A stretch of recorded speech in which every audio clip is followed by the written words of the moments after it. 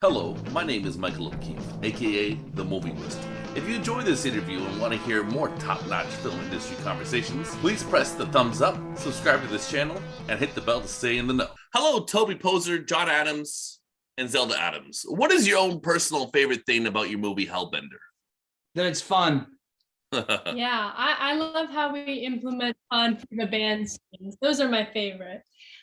I like showing a family relationship through a really weird supernatural lens.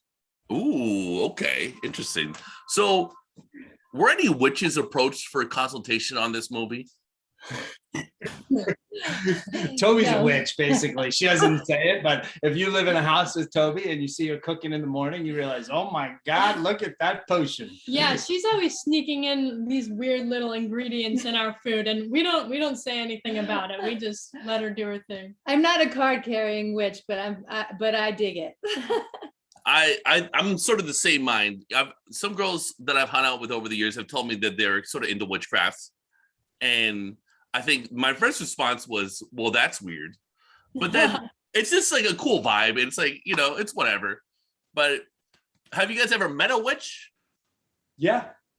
I mean, we grew up with a woman who lived right down the street from us, who was a self-professed witch. And actually her house burned down, and she attributed it to the fact that she had her witchcraft book that she wasn't ready for next to her bedside table. And I remember we all went and watched her house burn down, and it was like pretty intense as a kid. So That's wild. I never knew that. yeah, it was the whole neighborhood went and watched. It was crazy. I mean, everybody made it. She made it. Her family made it too, but it was intense. God damn. So I felt, I saw I was in Montreal in 2019 when you guys introduced The Deeper You Dig. And it was it was a great time. I had a great time. And there was sort of, I'm going to say like tarot vibes going on in that one. Yeah, that's safe to say. Okay. So do you guys like read a lot about the occults? Like what, tell me more about that. We don't read a lot about the occult. Mhm. I think it interests us, but I think what interests us more is devising our own mythology behind witches, and we like to stick our toes into it, but we don't really want to follow any particular rules. There are a lot of great movies and stories out there, and we thought, well, let's kind of see what we can do that's original. Yeah, okay. It's definitely original. You guys definitely have a unique take on things. And so I like rewind a little bit. Yeah, I saw The Deeper You Dig. I had a great time. At festivals, you don't really know what you're getting into. Maybe it'll be good, maybe it won't be, but it was really cool. And then fast forward a little bit, I was super jazzed that Arrow Video put out a Blu-ray for the movie. So how did that come together? That came together through MPI, right? Yeah, MPI Media Group dealt with the Deeper You Dig going to Dark Sky Films, and then also to Arrow. They set up the Arrow, and we were really grateful to them for that, because what an awesome privilege and honor to be put out by Arrow and get those awesome Blu-rays. I mean, those guys were just off the charts, wonderful to work with, and the material they put out is so just broad and fantastic, and to be among that, we were just like, talk about jazz. Yeah, that was a super big honor. And those guys are like, they really love art. Like, we were working with some serious artists over there, and everything they sent us, whether it was the poster or whether it was the Blu-ray cover, whatever it was always so high end. And they also were just terrific people to work with. Arrow is wonderful. That's awesome. And it's got another one of your films on the disc, right? Correct. Yeah. So that's a good talking point in a way, because that movie is called The Hatred. And that was something that was our foray into horror. Zelda and I, after our third drama, we said, hey, let's just make a horror movie just to see what we think of it. Let's make a short little horror movie, have some fun. And so Zelda and I shot this movie called The Hatred while Toby was working on a script throughout that winter. And we just had a great time. And then it was quite well accepted in the horror community, and we got introduced to how wonderful the horror community is through that movie, The Hatred. Nice. Do you guys have some personal favorite horror movies? Oh yeah. Uh, we love Hereditary and Midsommar. Like those are we're always talking about those films. And I love The Thing. I can watch The Thing every single night.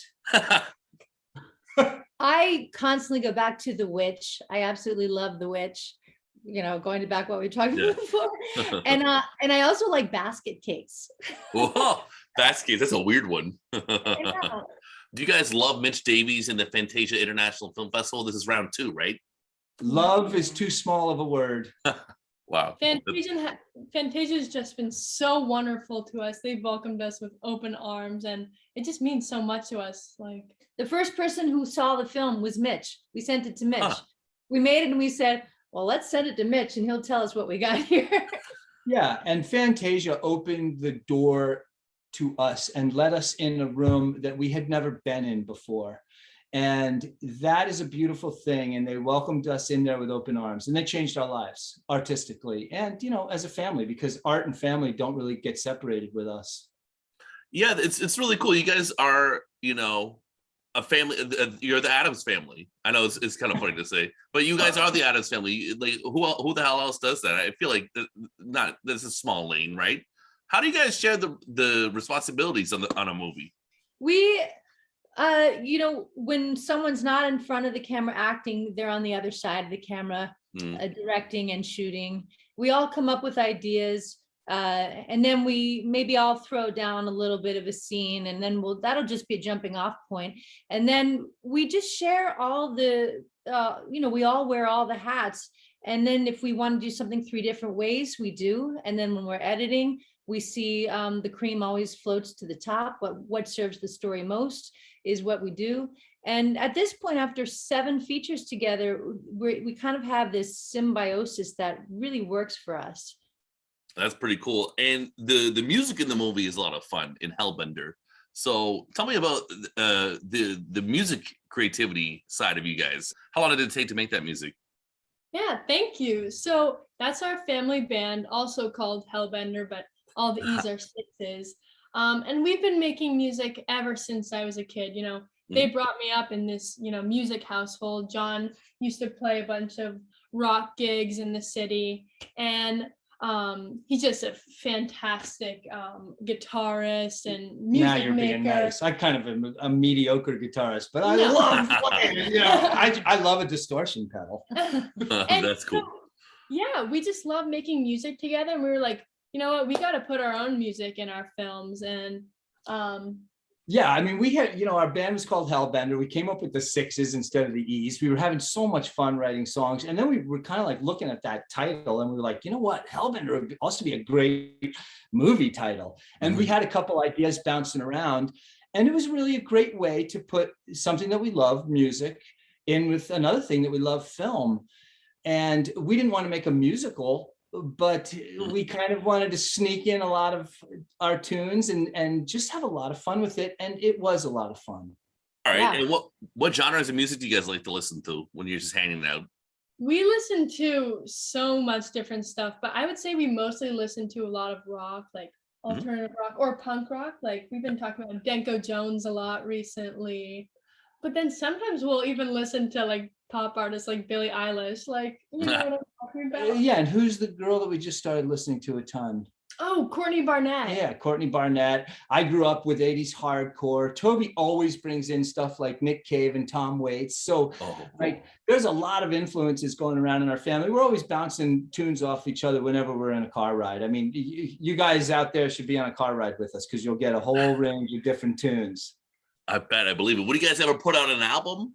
Yeah, we're thinking, you know what, we're putting that together now. We've spent so much time working on the films that takes up so much time, but now we got a little bit of downtime and we actually are putting together a lot of our songs, thinking about possibly putting an album out. Yes, because it's a lot of fun, a lot of fun. And would you guys go on tour? Come on, the music's great. Well, thank you. That's really cool. Yeah, you know what? I mean, I don't know. What do you think? You know, I think I'll answer for myself. I'm really interested in putting out tunes and then putting out videos for it. Like, I love the audio visual combination. I toured a lot with bands throughout my life. slept on a lot of floors, slept on a lot of couches. That's how high we rose. It was a beautiful thing. I don't know. Do you guys want to sleep on floors and couches? Because that's what we'll be doing. It wouldn't be the first time. Yeah, right. Well, it kind of reminds me, David Lynch put out some music, that album Crazy Clown Time, but he didn't tour. So you guys could beat him. Do it. You put out an album, and then you tour, then you beat David Lynch. Hey, beating David Lynch, that would be cool. That'd be very difficult. Thank you thank you for giving us a little bit of a competition there. Yeah. It's something to look forward to. Well, because usually I find when there's original music for movies, it kind of sucks, Like, I'm not like gonna like name names or anything, but like it's kind of nice. Like you're generally into music, and it definitely shows in the movie. So yeah. So tell me about the take on witches for my audience, because I mean I really dug it. The mother-daughter relationship, and even the grandma. Tell us about the take on witches in this movie. Oh, thanks for mentioning the grandma. Not many people have mentioned that yet. Well, we wanted to create our own kind of witchy creature. And we thought, and so I was doing a lot of research about Lilith and Eve and other kind of serpent goddesses from Libya, from ancient times. And it was so much fun. And then we thought, let's just create our own entity, something that is unapologetic and very powerful and female in form, but kind of desexualized. We sort of removed the male from it, not because we don't like men. I mean, I love men and I married one. Few for me. But we thought, let's just make this a real matrilineal entity of our own witch. And since we had the band Hellbender, we thought, let's think of something that's hellish, but instead of the devil, we were thinking more about hell as a purpose, sort of a counterpoint to heaven, as opposed to a place, and then nature comes into that. These are very elemental women, the mother and daughter live immersed in nature, and the exterior they live in, the brutality of nature, and life and death, everything consuming everything, is very similar to the interior of these hellbenders. I love what you in the movie describe what that term means, hellbender. Could you say it one more time? Yeah, a cross between a witch, a demon, and an apex predator. Oh my God, that's so cool. I love the line though. You say, we're not from heaven, we're not of heaven, but we're not of hell, but we bend towards hell. We're hellbenders. Yeah, I'm sort of paraphrasing it. Yeah, you paid attention. Our day. It was a cool vibe. I like the deeper you dig, and I wasn't disappointed. So, in my opinion, you guys are real originals, but I also get like a minor Jodorowsky vibe from your work. That was like the first thing I said in 2019 to myself. So, but what ultimately do you draw the most amount of creativity from? You mean other filmmakers? I mean, I think like it's too easy to point to other like movies that are cool. Like, I think like that's like one thing, but like where do you get all this original creative ideas from? That is okay. I love your question. And if you guys don't mind, I'm going to answer my answer to it. And you're the first person to ask that question. And I derive my creativity from SST Records from the 90s. They put out Black Flag. Basically, that was Greg Ginn and Black Flag. And in the 80s, those guys put out all their own stuff. They recorded all their own things. They wrote their songs. They got in the van. They drove around, and I found Black Flag when I was a kid living out in the sticks in the middle of nowhere in the 80s. There was no internet or anything. And I love their just get in the van and do it attitude. I'm going to be honest and tell you that I think that most of our inspiration just comes from within. It's because we're a family who makes films, a lot of our films really are about families. And so if you look at all of our films, there's some kind of parallel between something we're going through or a universality of other families, in this case, mothers and daughters. And so most of my inspiration as one of three, with writing, comes from just what are we doing? What's going on? One of the things that mean a lot to us, and how can we filter that through a unique, in this case, supernatural lens. Yeah, I totally agree with you. I think, as you know, we are mother and daughter in real life, and we're getting to play that on screen. I think just like a lot of what you're seeing and what we're displaying is just really genuine and real. Cool. It's always with the realness with you guys, and I really appreciate your time. And so the movie is currently playing at Fantasia. It's coming to Fantastic Fest, correct? And Shudder early next year. That's exciting. So when can we expect your next funky horror movie? Yeah, we got a fun one coming up. We're working really hard at it. You want to tell them what it is, Toby? Or who wants- It's going to take place in the 1930s, and it's going to be about murderous gangsters on the carnival circuit. Oh my God. I get it. I can feel it already. I don't know what's going to happen, but I feel it already. All right. Well, thank you so much for your time, guys. Have a great day. Thanks so much for having us, Mike. Thanks, Michael.